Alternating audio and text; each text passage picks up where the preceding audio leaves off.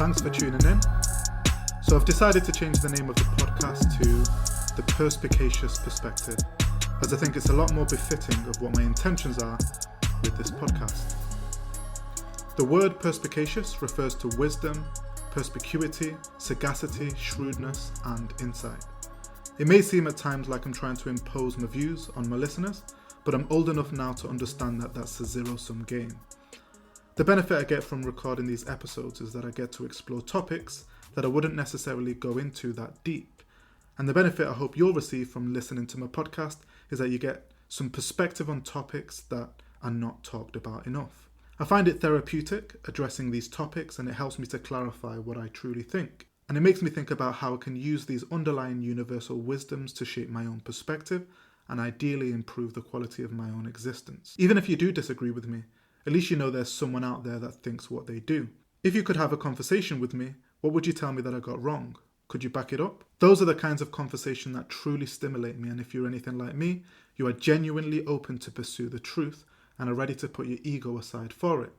So that's what I'm going to try to do in this episode. I'll be discussing whether there's value in believing in a God and what that might mean to us individually and as a society. I'll be doing my best to share with you everything you need to know before deciding whether it's a path you should consider taking and what the world of religion and spirituality looks like today.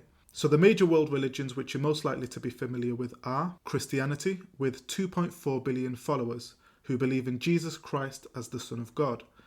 Islam, with 2 billion followers who believe in one God, Allah, and Muhammad as his prophet. Hinduism, with 1.2 billion followers, which is a diverse religion with many gods and spiritual traditions. Buddhism, with 500 million followers, which is based on the teachings of the Buddha, which focuses on enlightenment. Sikhism, with 26 million followers, which is a monotheistic faith founded by Guru Nanak in the 15th century. And Judaism, with 15 million followers, which is one of the oldest monotheistic religions, which is centered on the Torah. So, where can most Christians be found? Most Christians can be found in the USA, with 230 to 240 million followers.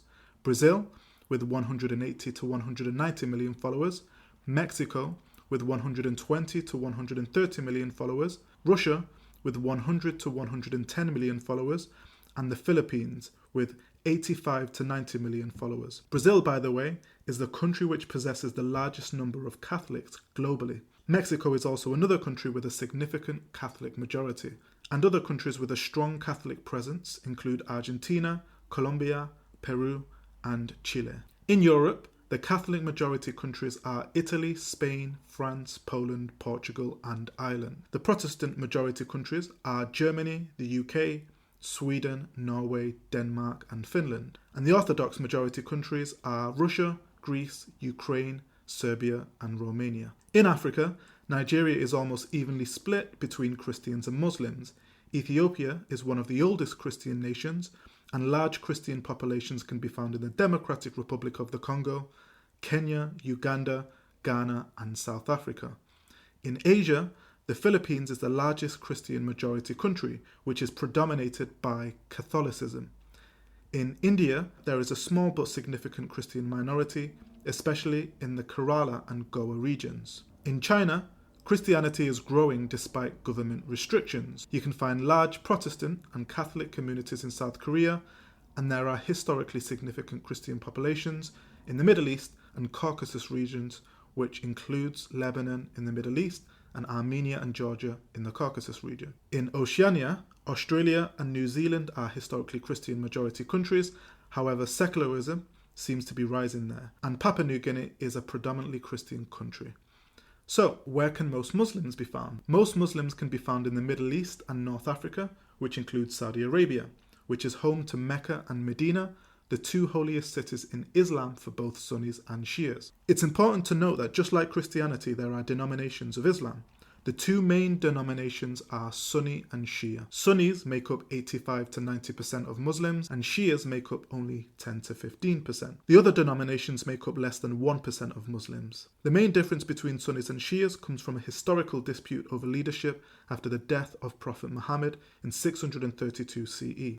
Over time, theological, political and cultural differences developed between the two groups. The origin of the split stems from after Prophet Muhammad's death. Muslims debated who should lead the Muslim community. Sunnis believed that leadership should go to the most qualified person, leading to the selection of Abu Bakr, one of Muhammad's closest companions, as the first caliph. Shias believed that leadership should stay within the Prophet's family, specifically with his cousin and son-in-law, who was called Ali ibn Abi Talib. So Sunnis follow the caliphs, such as Abu Bakr, and believe that scholars and jurists can interpret Islamic teachings. They believe that any qualified religious scholar can lead prayers. They pray separately 5 times a day, and there is no single leader of the Sunnis. There are just various schools of thought. Shias, however, believe Ali ibn Abi Talib and his descendants are the rightful leaders. They believe imams can only be descendants of Ali ibn Abi Talib and believe that they are infallible and have divine guidance. Shias can combine their prayers and often pray 3 times a day. Shias do have a leader, which they call Ayatollahs, such as the Ayatollah of Iran, who is presently Ali Khamenei, who is also the supreme leader of Iran. So Saudi Arabia is a Sunni majority country, with 85 to 90% of the country following Sunni Islam, which is also the state-backed ideology. They're the majority across the country, including the capital city, Riyadh, and the holy cities of Mecca and Medina. Shias make up only 10 to 15% in Saudi Arabia, who tend to face discrimination in areas like religious freedoms, government representation, and public worship. Interestingly, Shias can be found mostly in the eastern province near the Persian Gulf, where much of the country's oil reserves are located. Saudi Arabia has political tensions with Iran, which is the largest Shia majority country. Egypt is the most populous Arab country, with a strong Sunni Muslim majority. Even though Turkey is officially secular, it is a Sunni majority country with 75 to 85% of the population following Sunni Islam. And Algeria, Morocco, Tunisia, and Libya are all predominantly Sunni Muslim countries. Indonesia has the largest Muslim population in the world with 230 million Muslim followers, who are mostly Sunni Muslims. Pakistan has the second largest Muslim population in the world, with around the same number of Muslim followers as Indonesia, again mostly Sunni. And India has the largest Muslim minority, with around 200 million Muslim followers, once again predominantly Sunni. 90% of Bangladesh's population is Muslim, and between 90 to 95% of those Muslims are Sunni followers. In Africa, as mentioned earlier, Muslims can be found in Nigeria, mostly in the north and mostly Sunni Muslims. Sudan and South Sudan have a majority of their Muslims in Sudan who follow Sunni Islam, with a Christian minority who are based in South Sudan. Somalia, Mali, Senegal, Chad and Niger are predominantly Sunni Muslim countries, and Ethiopia has a large Muslim minority with 35 to 40% of the population following Sunni Islam. Ethiopia has a historical significance in Islam, as it was the first place of refuge for early Muslims when Prophet Muhammad sent his followers to modern-day Ethiopia to escape persecution in Mecca. Hara, which can be found in Ethiopia, is considered a holy city in Islam and is sometimes referred to as the City of Saints due to its many mosques and shrines. In Central Asia, Uzbekistan, Kazakhstan, Turkmenistan, Kyrgyzstan, Tajikistan and Afghanistan are predominantly Sunni Muslim countries. In Southeast Asia, Islam is the state religion in Malaysia and Brunei, with Sunni Islam the only denomination recognized by their governments.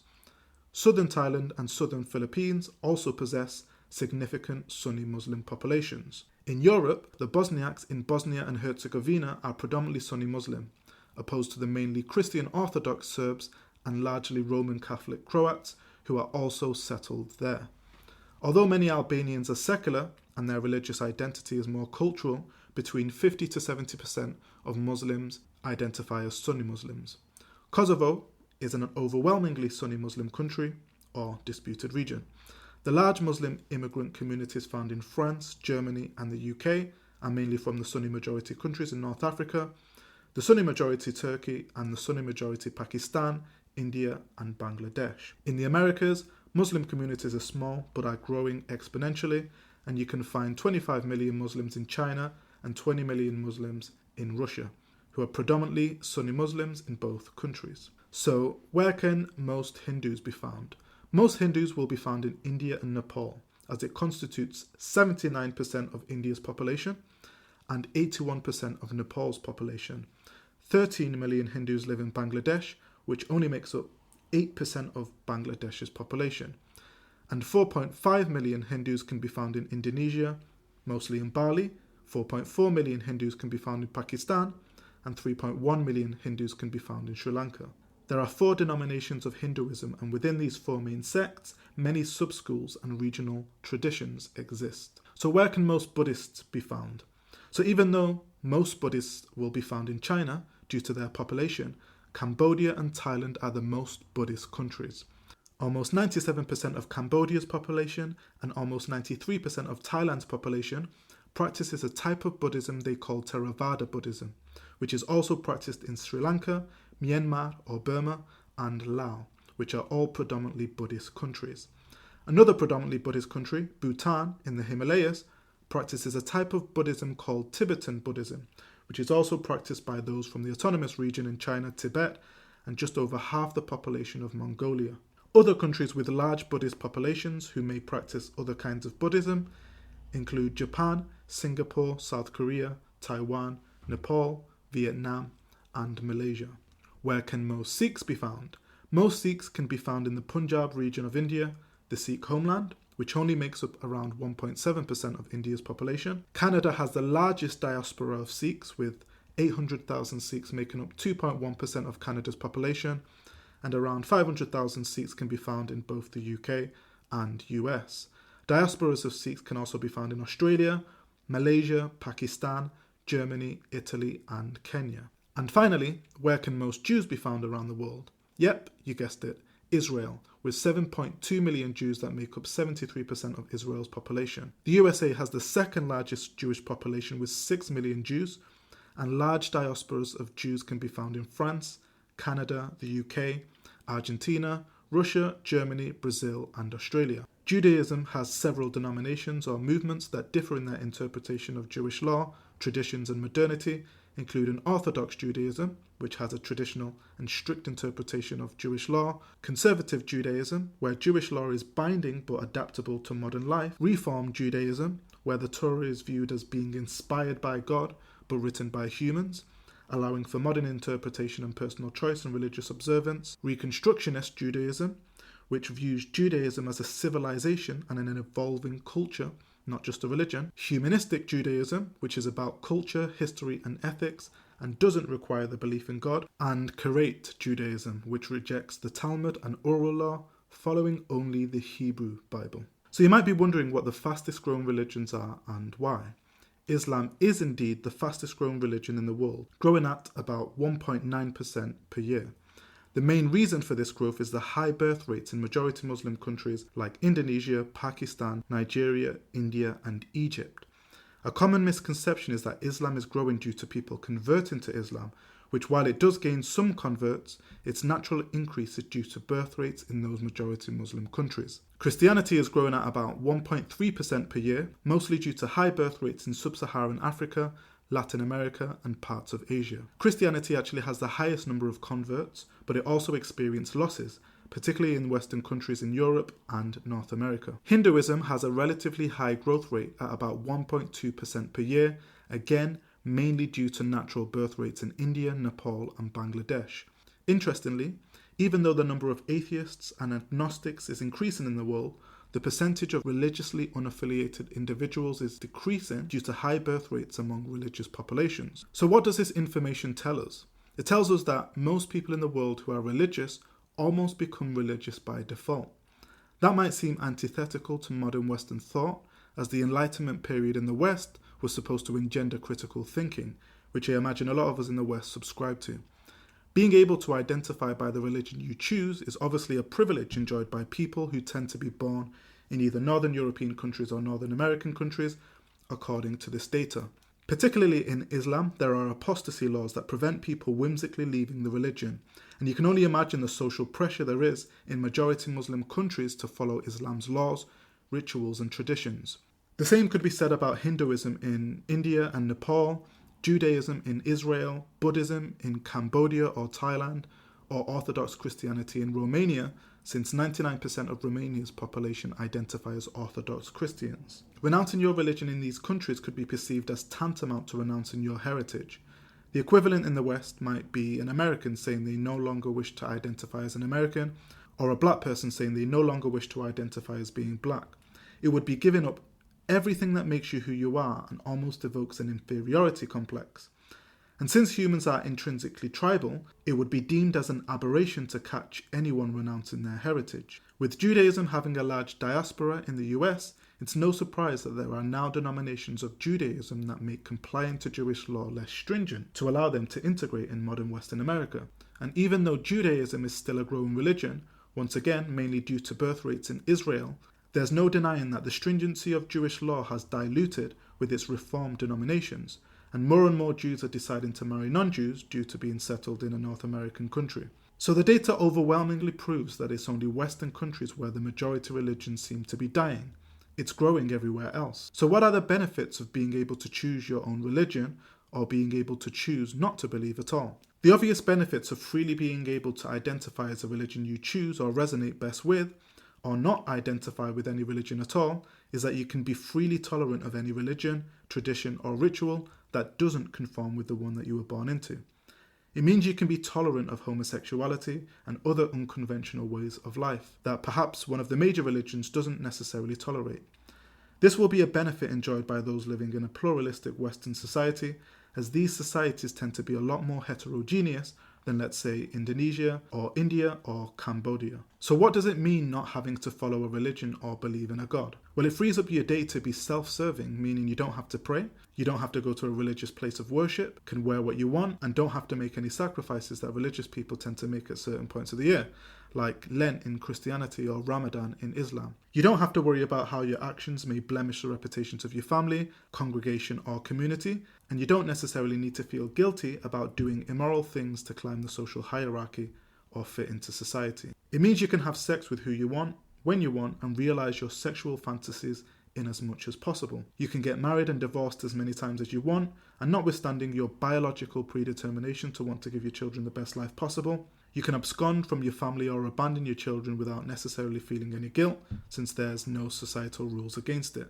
You can also freely consume mood-enhancing drugs like alcohol or any Class A drugs as many times as you want, watch pornography or gamble as many times as you want. I mean, is this a good thing? The irony is that a lot of people who identify as being religious have been caught doing many of these things, but what is indisputable is that it's not permitted by most of the major religions. When following a religion religiously, no pun intended, a lot of us free-thinking Westerners would consider the fact that not criticizing the very tenets and principles you live by would be somewhat obtuse, as the scientific revolution that gives us access to all the privileges we enjoy in the modern world didn't come about by people just blindly following rules. Are there any benefits to having a religion chosen for us to follow somewhat blindly? Well, there must be some wisdom behind a lot of the rules that exist amongst the major religions. Don't get me wrong, there's definitely a lot of practices that exist in religion that are completely incompatible with a modern Western society. But we ought not to throw the baby out with the bathwater. I could give lots of examples, but I don't want you to feel like I'm picking on any religion. There's practices in every religion that I can think of that are untenable in a modern society, and no religion is perfect at face value. Let's imagine someone were to follow the religion they were born into blindly. They're more likely to have a better relationship with their parents and grandparents, since typically that's what families want their children to do. They're more likely to pursue meaningful relationships as opposed to one-night stands. They're less likely to get divorced. Since they're less likely to get divorced, their children are more likely to grow up in a two-parent household with support from their parents or grandparents. They're more likely to feel supported by a community who share the same values as them, since they grew up habitually attending places of worship with like-minded people. They're less likely to be addicted to pornography, drugs, sex, or gambling, since they're forbidden in most major religions, including extramarital sex. And they're less likely to do immoral things for self-gratification, since they genuinely feel guilt or fear about being deceitful, since most major religions, particularly the Abrahamic religions, believe in some kind of judgment being passed upon them when they die. It doesn't seem like a bad thing for someone to aim for or orient themselves towards, but of course in practice, many religious people can be observed doing the very things their religious teachings teach them not to do. And perhaps blindly following these religious teachings could make them arguably more susceptible to doing immoral things, since it could easily be used as a facade to gain trust and then to act disingenuously or duplicitously for self-serving purposes, which unfortunately has been the case. And I'm referring to the child sex abuse scandals involving Catholic priests here. As a gay person, I'm definitely glad I was born in the UK. And even though my Nigerian dad identifies as a Christian, sanctimoniously so, I have not been subjected to the same intolerance I would have experienced if I were born in Nigeria and I had to live there. You might think I would be raving about the freedoms we enjoy in the West and would be inclined to impose those values on the rest of the world, which I would do for the most part. But I think that Western culture is exponentially losing a lot of the wisdom that has kept our societies together from religion. I mean, it's great that we have these freedoms, but what good can come from being able to do what you want, when you want, and having to answer to nobody? I could be being quite naive, and perhaps there are no religious people in the world who are inherently good. But I do wonder if religion could have a place in modern Western society. I mean, without it, we're exposed to a kind of society where people are completely nihilistic. Their values end up being predicated on a narcissistic presumption that their own desires prevail to those of anyone else. It would mean that anyone who's not selfish is naive, that you would be stupid to be considerate of others. We've already seen and experienced the breakdown of community in the West, and it can definitely be attributed to the breakdown of religion, since fewer people are attending church in both Europe and the US. So my point is, there are definitely drawbacks to not having a government or society heavily influenced by religion. I guess we're starting to see more reformed versions of these major religions in the West that tolerate other ways of living, which I suppose can only be a good thing. The issue is, if people can cherry pick what rules they want to follow and what rules they don't want to follow from a religion, people will have a tendency to fall into degeneracy, meaning they can easily lose sight of the whole purpose of following a religion. What I do like about religion, however, is the idea that God is above you. Most of the religious people I meet in the West tend to live by that philosophy. It might not stop them from doing immoral things, but it can definitely at least make them think about what they're doing and whether it's orienting them to a meaningful life or a life based on hedonism. Personally, I've recently started to accept the idea that there could be a God. Even though it can be hard to justify God's existence with logic, I can't see much good from living a life where there's no one above you or no one to answer to. Without a God in my life, I feel vulnerable to addiction, nihilism, and a meaningless life. A good way to look at it is, if you had a child, how would they want you to live? What would you be proud to tell them, and what would you probably hide? The things I would hide from them, I've noticed, are all things that are conducive to a hedonistic and nihilistic lifestyle, since the pursuit of those things are meaningless and offer no benefit to them at all. The things that I would want in place for them to have a stable childhood and a meaningful life all seem to stem from religion, which is what I find interesting. That's why I ask myself whether it's worth believing in God, and I think you should ask yourself the same. I hope this episode has given you some perspective. Thanks for listening, and until next time, peace out.